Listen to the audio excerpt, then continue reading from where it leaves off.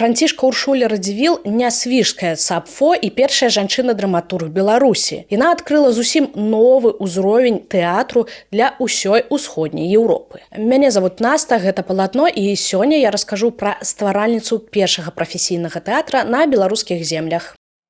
Францішка Уршуля з роду Вішнявецкіх нарадзілася на Валыні ў 1705 годзе. Яе бацькі, князь і кракаўскі кашталян Януш Антон Вішнявецкі і Тэфалія Ляшынская забяспечылі сваёй адзінай дачцэ выдатную дамашнюю адукацыю. Дзяўчына ведала некалькі еўрапейскіх моў, цудоўна разбіралася ў літаратуры і пісала вершы. Уршуля была адной з найбагацейшых спадчынніц таго часу. Чарга з патэнцыйных жаніхоў была вялізнай, але князёўна валодала незалежным характарам і адхіляла прапанаваных бацькам кандыдатаў. Нарэшце, у 1725 годзе яна выйшла замуж за будучага гетмана Міхала Казіміра Радзівіла Рыбуньку. Каханне з першага погляду, на жаль, не здарылася. Іх першая сустрэча адбылася ўвечары. Князь пры свечках спачатку прыняў за Уршулю яе сяброўку, страшненькую і да таго ж цяжарную. Міхал кідаў погляды на меркаваную нявесту і думаў, як бы пад шумок уцячы.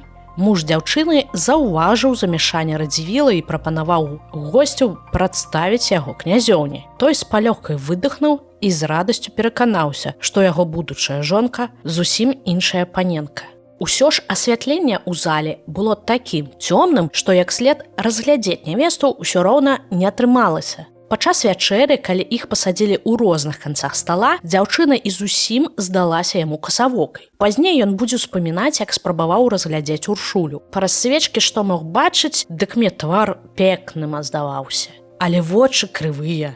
Пазней Міхалу атрымалася пагаварыць з дзяўчынай у яе пакоях, але там было зусім цёмна і іх падзяляў вялізны ложак. Нявеста саромілася, гаварыла мала і ціха. Радзівіл з жахам падумаў, што яна яшчэ і не надта разумная. Небарака потым усю ноч не спаў і не мог дачакацца раніцы, каб з'ехаць. Толькі на наступны дзень пры дзённым святле ён разглядзеў прыгажуню Уршулю і тут жа закахаўся ў яе без памяці. Францішка Уршуля стала княгіняй Радзівіла і гаспадыняй шматлікіх маёнткаў і незлічоных багаццяў. Муж, ведаючы пра захапленне жонкі літаратурай, аддаў ёй у распараджэнне вялізную, раскошную, але запушчаную бібліятэку, у якой налічвалася больш за 2000 кніг. З часам княгіня правядзе збор кніг у парадак і дапоўніць яго навінкамі з Еўропы. Палац Радзівіла ўгрымеў ад бясконцых свецкіх раутаў, банкетаў і карнавалаў. Францішка Уршуля ладзіла іх, каб не сумаваць па мужу, які часта быў у раз'ездах з-за сеймаў і трыбуналаў. Маладая княгіня рэгулярна пісала яму лісты,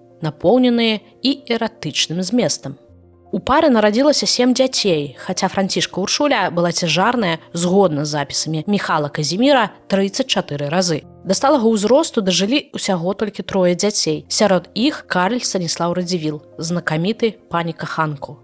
З-за частых выкідашаў і слабога здароўя Уршуля Радзівіл вельмі рэдка пакідала нясвіж. Княгіня разумела, што не хоча быць звычайнай жонкай і вырашыла зрабіць горад цэнтрам культурнага жыцця ў краіне. Спачатку яна кіравала рэстаўрацыяй нясвіжскага замка пасля войнаў са Швецыяй і абараняла Нясвіж ад расійскіх войскаў у 1730-е гады. Захапленне пары Радзівіл тэатрам пачалося ў 1740 годзе, калі замежная трупа прадставіла ў замку спектакль па п'есе «Прыклад справядлівасці». Уршуле не спадабалася пастаноўка, таму княгіня вырашыла стварыць уласны тэатр. У той час гэта лічылася забавай выключна каралеўскага ўзроўню. Спачатку ставілі камедыю Мальера. Княгіня Радзівіл, першая ў Рэчы Паспалітай, бліскуча перавяла аўтара з французскай. Таксама паказвалі Заіру Вальтэра і п'есы іншых еўрапейскіх драматургаў. Поўным жыццём радзівілаўскі тэатр пачаў жыць пасля 1746 года, калі Францішка Уршуля пачала пісаць п'есы сама.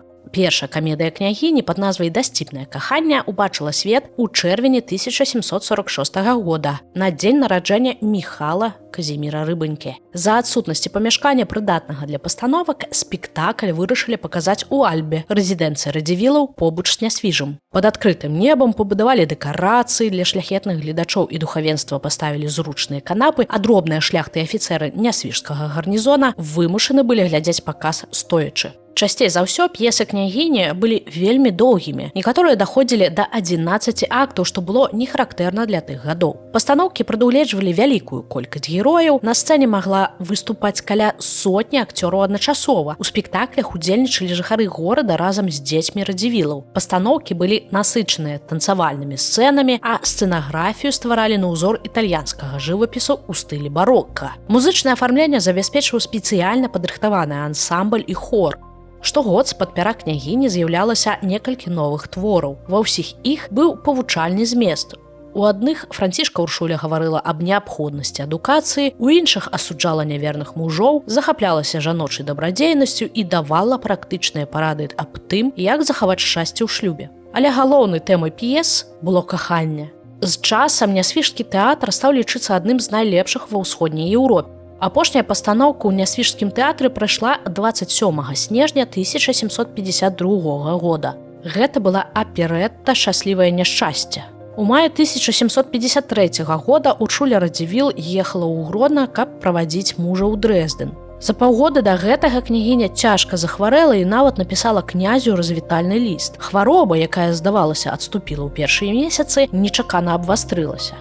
18 мая княгіня вымушана была спыніцца ў вёсцы пад Наваградкам. Праз некалькі дзён Францішка Уршуля памерла ў доме гарадскога старасты. Княгіню пахавалі ў фамільным склепе нясвіжскага касцёла. Сам князь вельмі цяжка перажываў смерць каханай жонкі. Творчая дзейнасць княгіні Радзівіл аказала вялікі ўплыў на станаўленне прыдворных тэатраў 18 стагоддзя. Дзякуючы ёй першыя спектаклі ў Беларусі паставілі раней, чым у Расіі і Польшчы. Таксама, па словах вядомага паэта Уладзіслава Саракомлі, гэта набожная і адукаваная пані зарабіла дзейсны ўплыў на свайго мужа ў яго намаганнях адрадзіць Нясвіж.